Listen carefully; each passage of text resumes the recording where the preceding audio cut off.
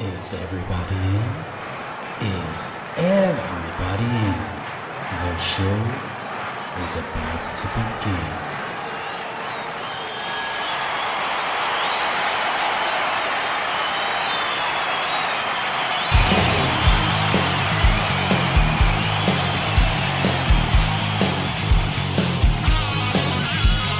Welcome to the podcast, concerts that made us, interviews and stories, tales from the bus. We love taking you back to when it all went down. The greatest live shows and the cheering crowd sound. It's concerts that made us, concertsthatmadeus.com.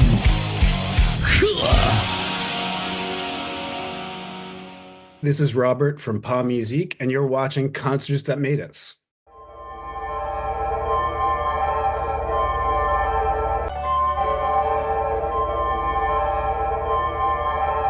They became too civilized and destroyed each other. They became too civilized and destroyed each other. They became too civilized and destroyed each other. They became too civilized.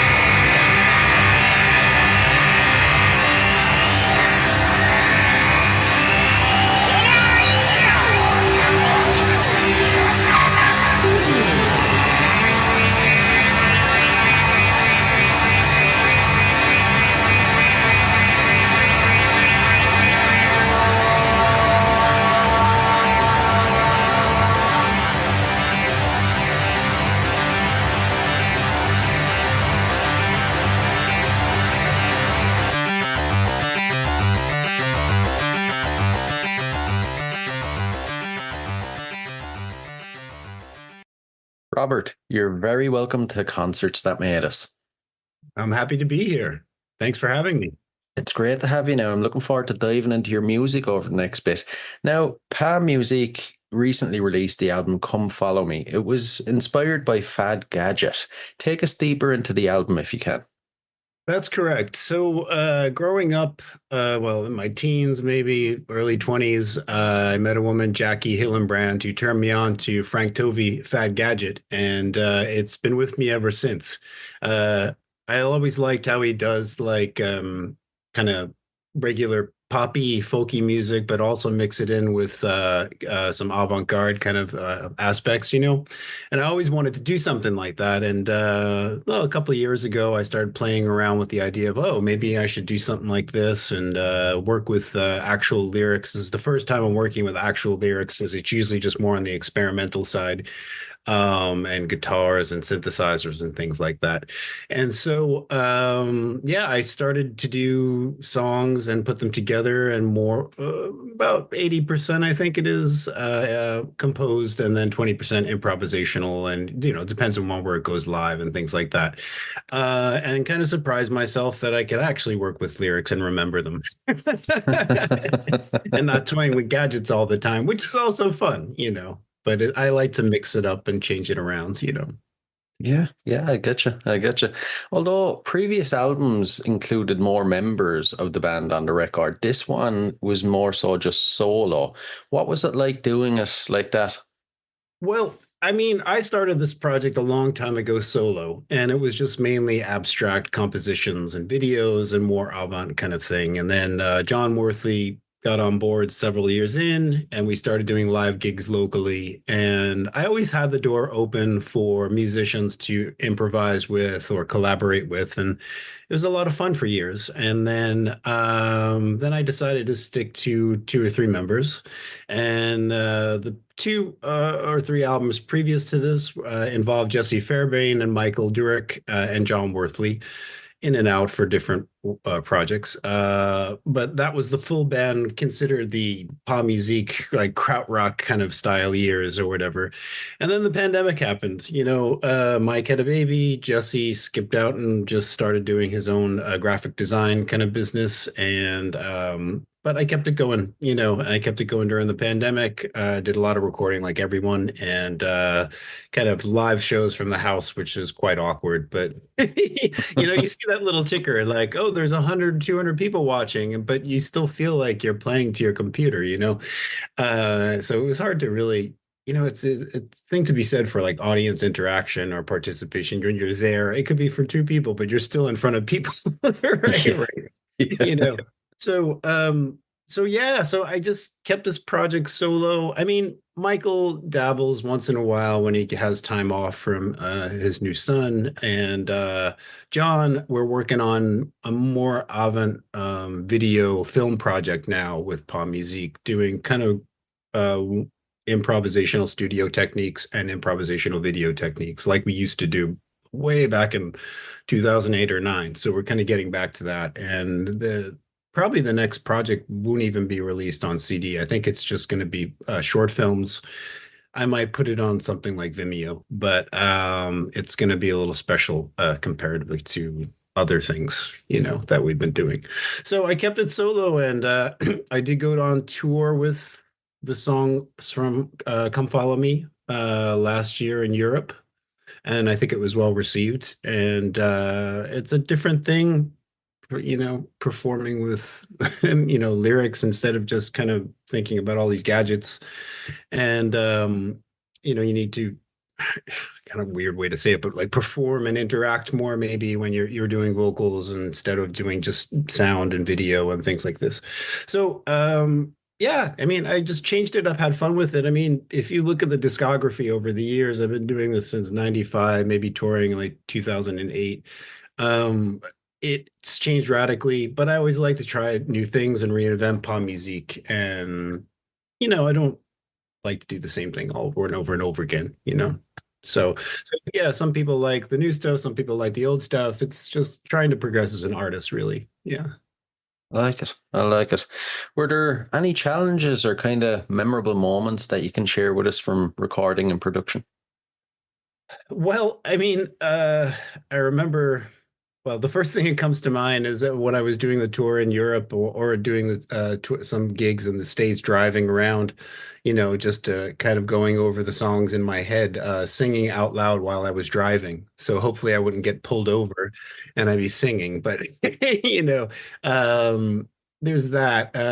What else comes to mind? I mean, the process, it just sort of comes to me. I kind of sit with basic ideas on maybe my iPad doing sequences and kind of just starting with the basic patches that they give you and ripping them apart and changing them and things like this, reconstructing them. I really like this one program by Jim Audio. It's a sequencer, a groove writer, and so I've been playing with that for years. And actually, the reason why I started that is because I figured like I don't have to carry a sequencer box anymore, because I travel around a lot and I'm kind of a one person deal now. Even when it's like two or three people, it's a lot to carry. So I've been, I was like, well, I'll just use it on the iPad. I was always kind of against using like software stuff, but I was like, well, what's the difference? I'm pressing buttons on this, I'm pressing buttons on a box. The performative aspect comes in like when you're playing synthesizer. So I keep, I have regular synthesizers that I bring with me and pedals and the vocoder, with the vocals. So, that's pretty much the process and how that works. And so I start off with basic ideas and then I'll work with, synthesizer sounds and actually the one difference with the newer songs that I'm working on actually now, not on Come Follow Me, but I changed the vocoder that I used to have. It was an Electro Harmonics a vocoder that I used for years. Now I've changed it to a few other boxes that it's going to be quite different with vocal sounds. But yeah, I mean that's just gear stuff. I mean, unless you're a gearhead. But I mean that's what comes to mind. It's mainly process that I was going through, and just remembering lyrics and coming up with them, how they come into your head. Yeah, I mean, I guess I don't know. In my process, they just kind of I listen to something that I did, and then lyrics start to pop up, and I'm like, oh, okay, and I write it down.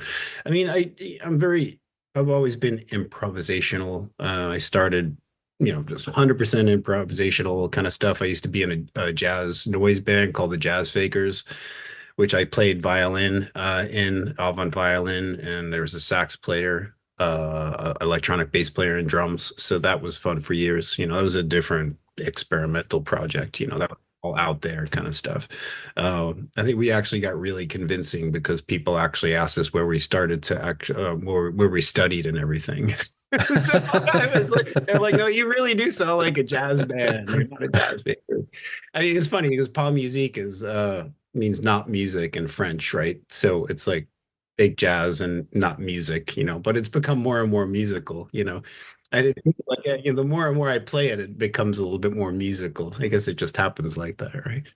Which is kind of one reason why I kind of want to go back to this just simple improvisational studio techniques, video techniques are a lot more innocent, and I like spur of the moment kind of things like this. I also work on films too, short films, and it's the same kind of thing, Yeah, yeah, yeah. I get you. I get you. If you had to pick one track off of "Come Follow Me" that maybe means the most to you, which one would it be? Um, Too civilized. That's kind of been in my head, but it's more fun to actually perform "Shout at the Horizon" live.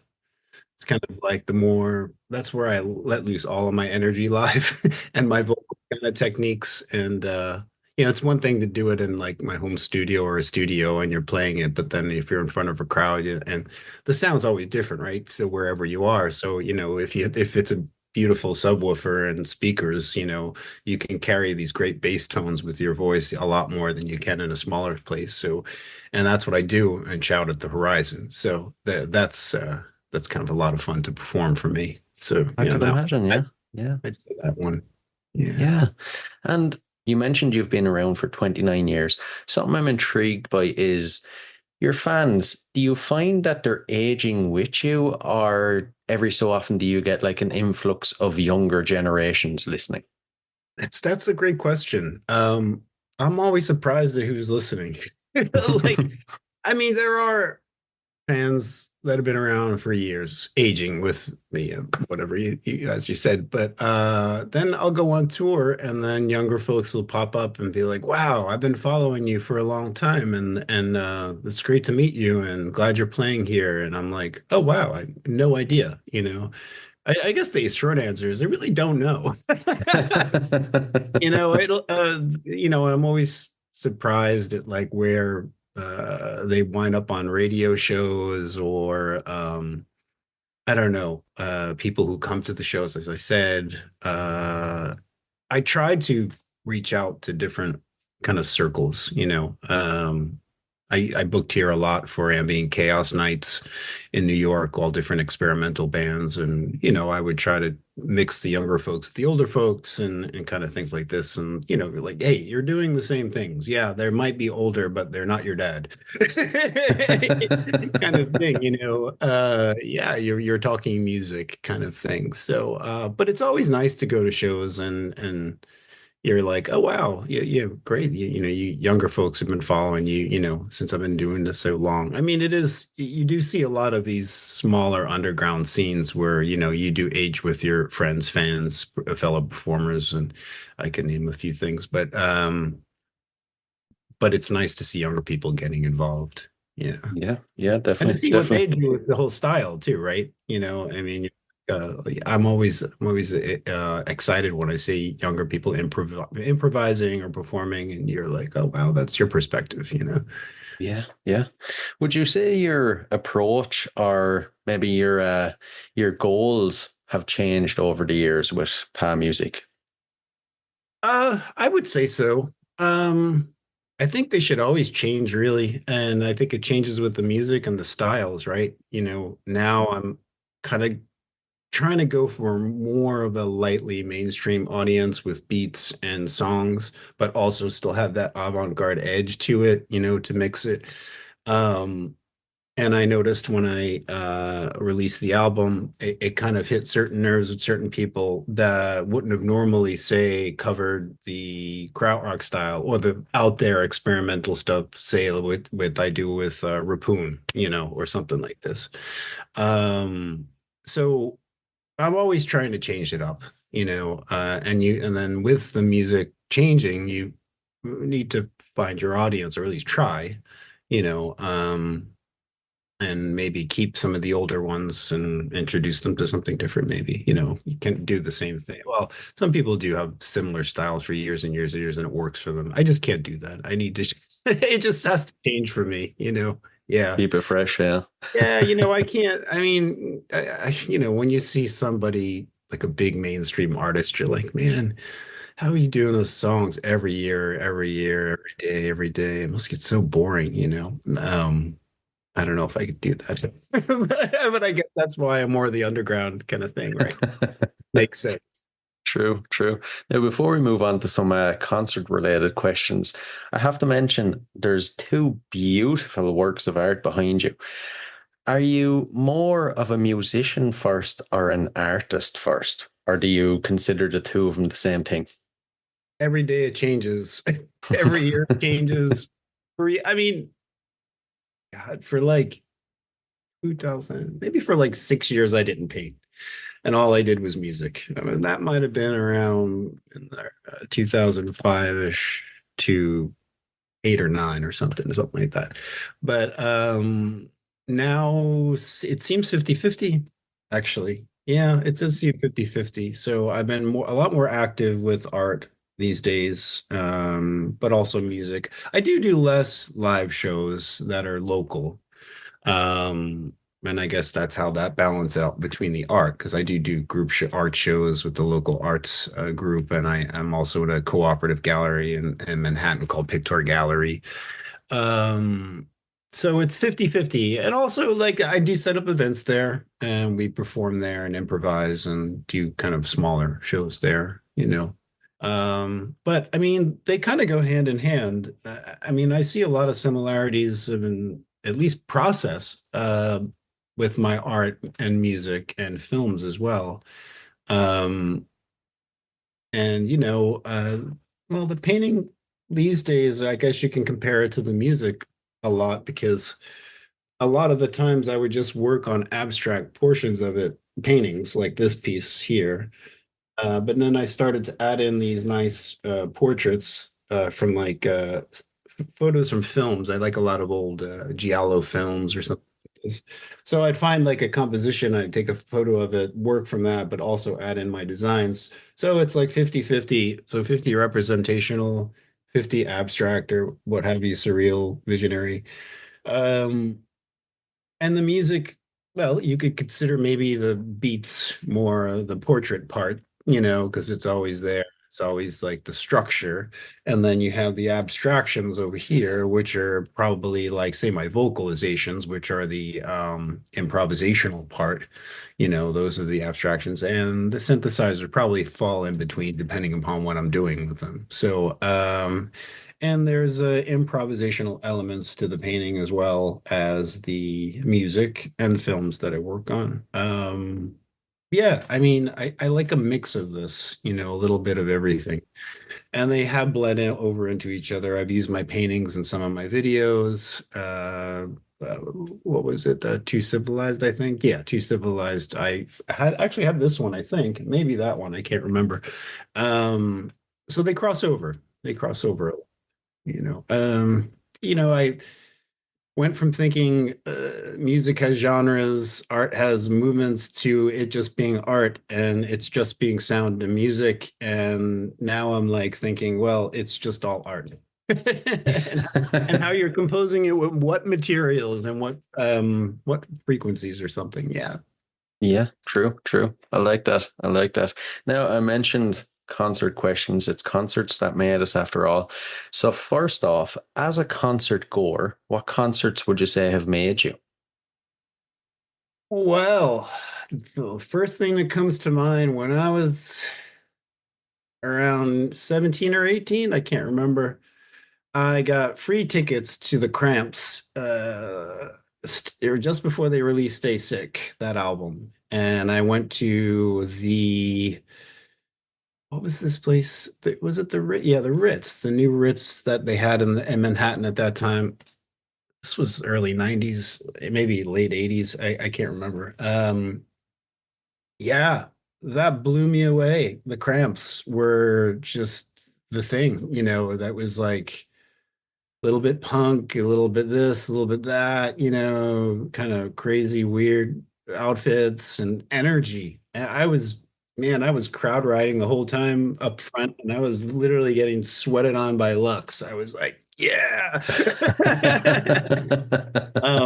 Yeah, that was definitely a page turner for me. That was like, wow, this is it. This is the good stuff, Yeah, Yeah. yeah, I know what you mean. I was gonna say it just reminded me of two other incidents I had at those clubs, like which are kind of amusing. And I can't remember what I saw, but like I think it might have been um okay, I may have been seeing the Ramones, and I was upstairs and I was sitting in the back with a beer, relaxing with a friend, and this woman stumbles over and literally falls in my lap. And I look up and it's like Kim Deal from the Pixies. Oh And man. she's literally so drunk and she's like, I'm so sorry, honey. I'm so sorry. It was kind of funny. And then another show I went to, I mean, actually, I wonder if this was the Cramp show. Joey Ramone, like he fell into me as well going down the stairs, and I had to grab him and hold him up because, well, his legs or whatever, I don't know. But that was kind of funny too at that same club. So yeah, a lot of good shows at the Ritz. Yeah. Yeah, yeah, it sounds it. It sounds it. Is there a show that you attended that maybe fans of your music would be surprised to see you at? Um, yeah, I guess a lot of circles would be really surprised that I went to go see Duran Duran so many times. They are one of my favorites. I mean, there are some, arty avant-garde elements to them, even though people would probably laugh at that. But I'd say them. I mean, I like all sorts of music. My collection is so eclectic. Um, that's definitely one. mean, I went, well, it's not the best example to say, but I did go to see Lauryn Hill, but that wound up being literally the worst concert I've ever seen in my life. And the sound was just so bad. Um, but people might be surprised at that. Yeah. Okay. Okay. Not too bad. Not too bad. And the moment we're all waiting for, your own shows. For anybody not lucky enough to catch one of them, what are they like? Give us the full experience if you can. Well, as I said, there's different periods in the career of pop music that we do. I've done different things. So it could be full band, it could be a whole bunch of improvisers. Um, it could be me solo. I know that's exciting. I try to make it exciting. Well, let's see. There's a tour coming up in September, and I will be solo, and it's more about the music, I guess. I do get animated when I'm on stage. I do, especially with the lyrics and the vocalization parts. I try to have high energy with these shows since it is just me. If it feels right, there's some audience connections going on, participation. It depends. Yeah, that all depends upon what I feel like in the moment and feeling out the crowd. I mean, in the past, there's all sorts of things. I used to do a bit with inflatable animals, and I used to mic them up with different pickups through pedals and do different orchestrations with them. I actually did a 10-person symphony in Silver Springs, Maryland, at Sonic Circuits one year, and I assigned everybody a plastic blow-up animal, and they attached all of their gear to the animals and worked in their own ways, and we did duos, trios, and a whole quartet, quartets and stuff. Uh, uh, I don't know. Wow, I did Faust's Avant-Garde Festival a couple of years, and I invited a whole bunch of improvisers to perform in prom musique. It was Vultures and Ampersand. We did. There was so many things on stage.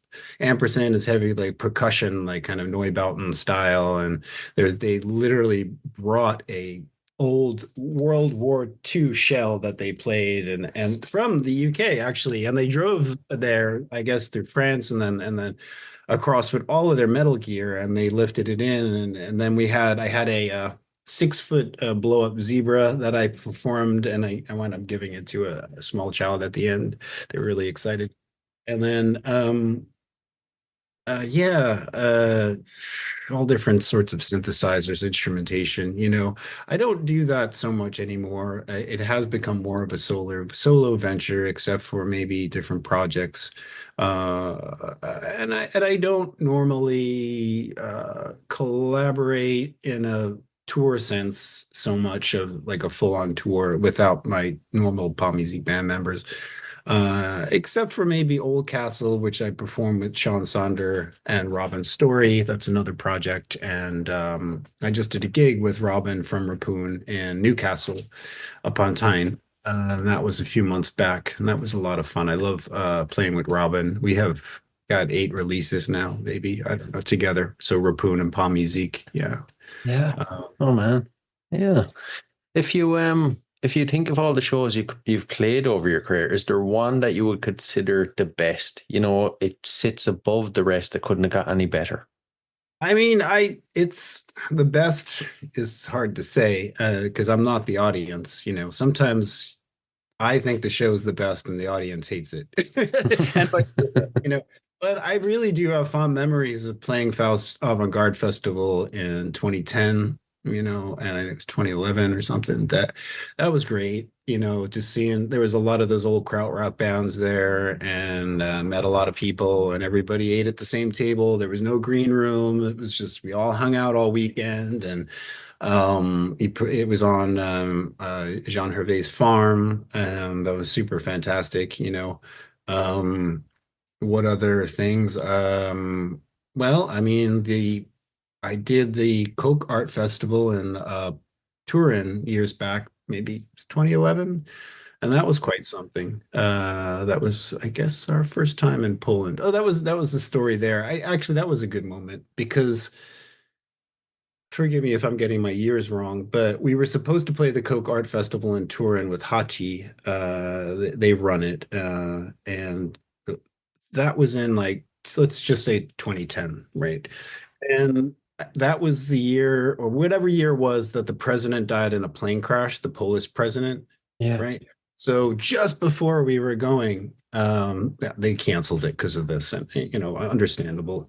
Um, so I was like, well, to the guys in Hati, I was like, I got my tickets already. Maybe I'll just come. Let's set up a studio session and we'll hang out. So we did, and it was really good. That's on the All Roland label too. It's called Fosti, and it was Musique and Hati together. And we recorded it. It was such a great session. It really was the best. And so they invited us back next year. So we did come back, and that was like super cool because it was like, of all of the crap that we had to go through to actually play, we finally did it, and we get on stage, and it was super great. It was me at the time, Amber Bryan, I think it was Michael Durack who's in the band, and Anthony Donovan. Now forgive me if I'm missing somebody, but Anthony Donovan was in Vultures. He does Murmurous now, and used to do an online label called Class War Karaoke, so that we were involved in. So that was a good moment. I mean, just to finally actually perform, and the sound was great, the audience was great, it was a super great show. So yeah, I mean, I would say that's one. Sounds unreal now. Unbelievable. Here's a fun one. If we take that question and flip it around, it may be the early days. Is there a gig you would consider the worst? Everything fell apart, and how did you overcome it? Everything fell apart. Well, there's two things there. I mean, there was one gig, a local gig, that it was just one of these bar gigs, and somebody invited us, and they shut you off at 11 for the DJ, and so we got pulled right in mid show, and just the sound was bad. That kind of frustrated me, but it's kind of a boring thing for a story. But one of the funnier stories is the first time I went over to London and I did a UK tour, which was probably in 2008. And Will Connor, who I knew from Vultures, he invited me over to do all these gigs. And so I get on the plane, and my first gig was Cafe Otto, and that was before it's like a kind of a famous place, right? And so I was like, all right, sure, I'll do an improvisation. It'll be me and Will Connor, and it'll be fun. And so I think we're performing to my films. And then at the last minute, he goes, do you mind if Zev comes and hangs out and plays with us? And I was like, wait, the Zev? I'm like, the guy who does all the great percussion? He's like, yeah. I was like, absolutely, So I'm super excited, and we get to Otto, we set up, Zev's super cool, and then just as I was about to play, I had a SP404 sampler, and that was kind of going to be my main backing for everything I'm doing. And the power just goes out. It just doesn't work. And I'm like, this is just crazy. I'm like, how's this happening, at the show? So I had my microphone, I had my effects, I had my little synthesizer that I brought. And this is kind of how I really was like hardcore improvising, right? It just head was like, okay, what do I do? So I had this idea, like also like Zev and Will are playing, and I was like trying to figure it out. And I was like, you know what?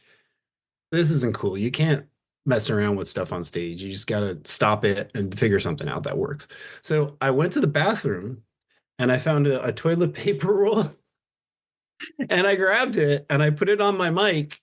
And as I said, I had it going through effects pedals. And I started making these great patterns with it because it has like this hollowy, echoey sound in general. And so when you're doing it through like a delay and all that kind of thing, it sounds fantastic. So I was like,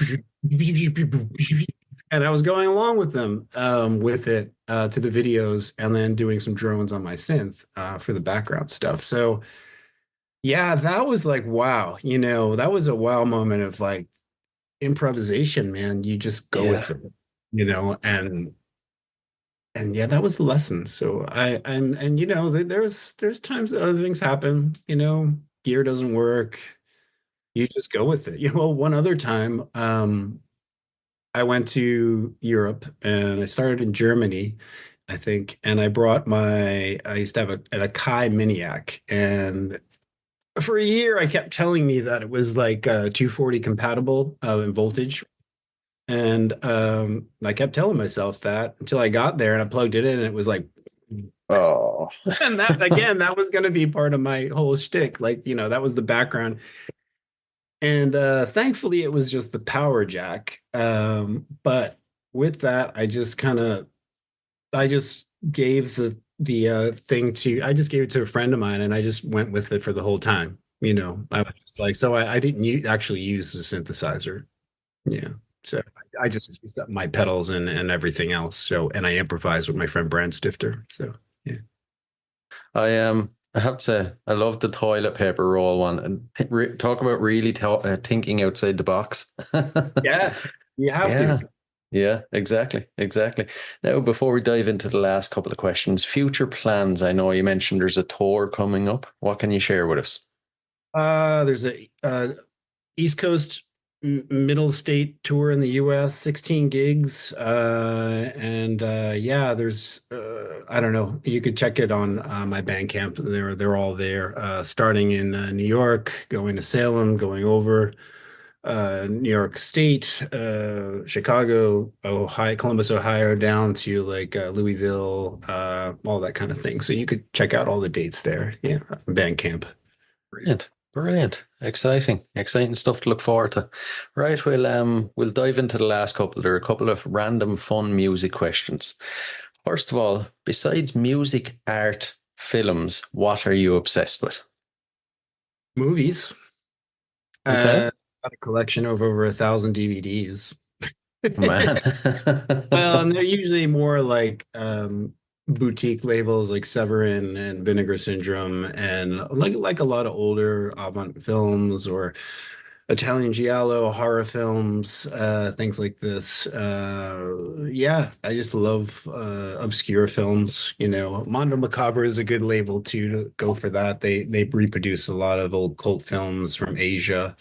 Oh, Uh, yeah, I don't mind promoting any of these people. I think that what they do is fantastic. So yeah.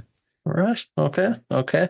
The next one, it's a bit strange. If you had to spend 24 hours locked in a room with any musician from history, who would it be? History. Wow. Um,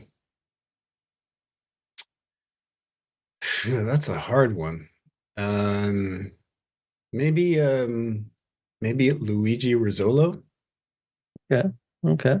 One of the first quote unquote noise musicians who did symphonies and really abstract kind of things way back when. I don't even know when that was, probably the beginning of the 20th century, but yeah, maybe. I think that would be interesting, right? Yeah. Definitely. Perspective back then and what was going on and why he was doing it. And I mean, not many people would play with sound back then. True. So True. I like it. I like it. And the final one, your go-to album. What's an album you constantly revisit? I one album. Okay. I don't know if you or your listeners are familiar with Flux of Pink Indians. They're an old punk band from the Crass era, and they did some great punk music. They did actually kind of a noise punk album. That's the second one, and then the third one is called Uncarved Block, and that one is quite special. They merged with a whole bunch of other musicians, and they're from all different projects. At the top of my head, I can't remember what it was, but it's a experimental post-punk art rock kind of album that has been with me forever. Yeah. And of course, Fad Gadget. I put on Fad Gadget a lot. But check that one out. It's called Uncarved Block by Flux of Pink Indians. Yeah. Yeah.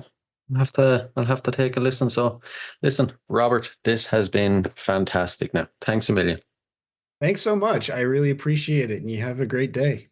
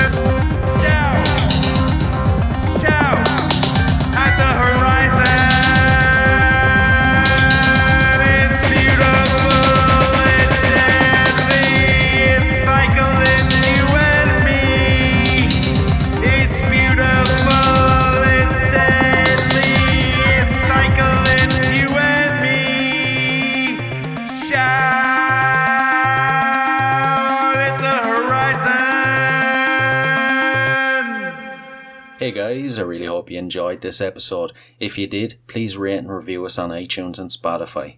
And if you're interested in signing up to Band Builder Academy, use the link in the show notes below and enter the code CONCERTS and you'll receive 10% off. So, until next time, keep rocking.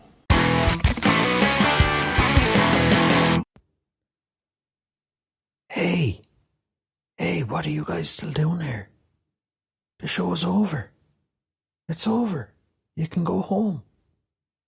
Go on. We'll see you next time. We'll be here. Bye.